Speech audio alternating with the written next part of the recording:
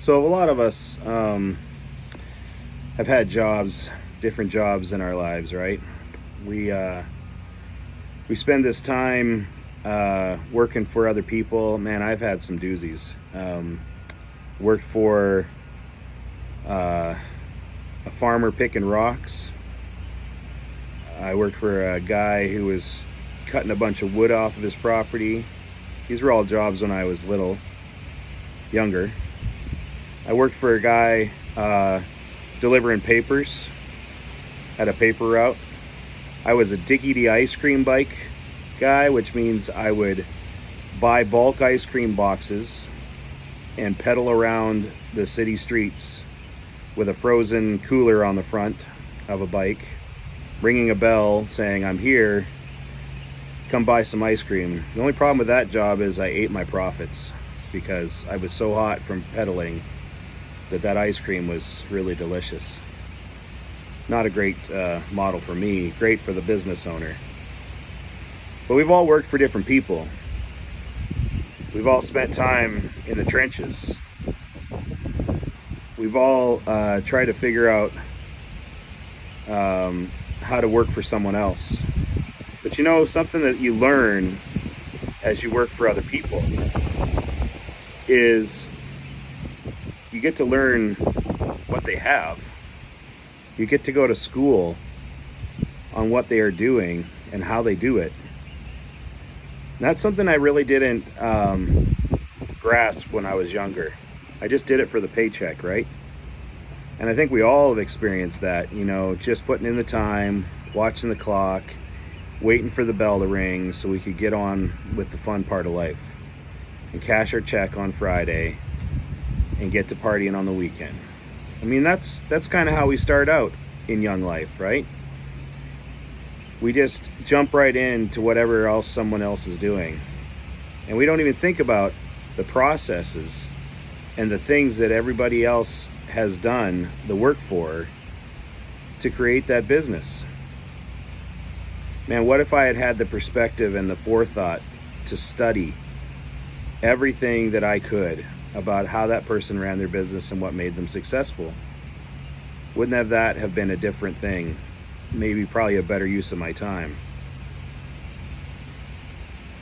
The question that it raises for me is, what did those people have that made their business successful? What was it that made their life better? What was it that created a system for them to operate in that brought value, right? What brought meaning in what they did and to their people that worked for them? And what brought value for the owner? And if I had really studied that, I would have been way ahead, but I didn't. I just went for the paycheck because that's all I could think about at that time. So I'd ask the question in my own business, what do I have? What is it that I have built and made and crafted, and the processes that I've put into place? What is it that I have as a product? What is it that I'm selling? What is it that I'm producing? What are the services that I provide? And unless we can boil down our business to know what we actually do, we probably shouldn't sell it. Unless we know the 3 to 5 distinct things that we produce for the world that we can monetize and sell, and we don't know what we're doing to produce that, we probably shouldn't sell it. There's nothing worse than overselling and underdelivering. There's nothing that will bring you more pain and suffering than having clients and customers see that you do not know what you're doing. So what is it that we do? What is it that drives us to do what we do? What are the products that we have in-house or the services that we have created that bring value? And what are they worth to the world? If you haven't taken the chance, the opportunity to pull over and sculpt and shape what it is you're selling and package it and make it easy for everyone to understand what you have, it's probably really, really important to do that.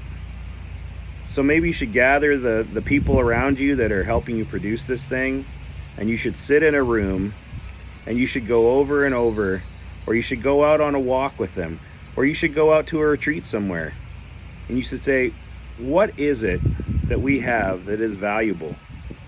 What is it that we have that we can sell?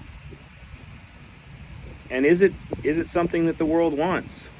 Ask those very, very vital questions. And then say, where are there other opportunities maybe to gain a little bit more?